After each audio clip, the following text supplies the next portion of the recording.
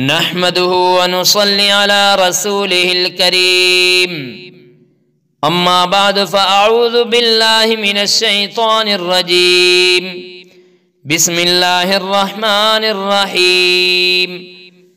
اولاد کی وفات پر صبر۔ بعض مرتبہ خدا پاک اولاد دے کر اٹھا لیتے ہیں، یہ یقیناً بہت صدمہ کی بات ہے، مگر اس موقع پر بھی صبر کی ضرورت ہے۔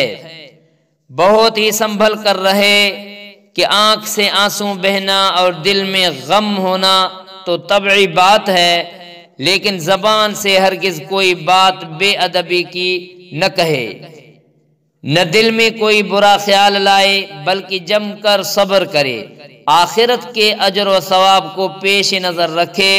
حدیث پاک میں نابالغ بچوں کے مرنے پر صبر کرنے والی عورت کے لیے جنت کی خوشخبری ہے۔ 2 بچوں کے مرنے پر صبر کرنے والی عورت کے لیے پوچھا گیا تو اس کے لیے جنت کا وعدہ فرمایا گیا ہے، اور ایک بچہ کے مرنے پر صبر کرنے والی کے لیے بھی حدیث پاک میں جنت کا وعدہ موجود ہے۔ اس لیے ایسے موقع پر اولاد کی محبت میں بے صبری کر کے جنت کو ہاتھ سے نہ کھو دے، بلکہ جم کر صبر کر کے رسول اللہ صلی اللہ علیہ وسلم کی بشارتوں سے فائدہ اٹھائے۔ وآخر دعوانا الحمدللہ رب العالمین۔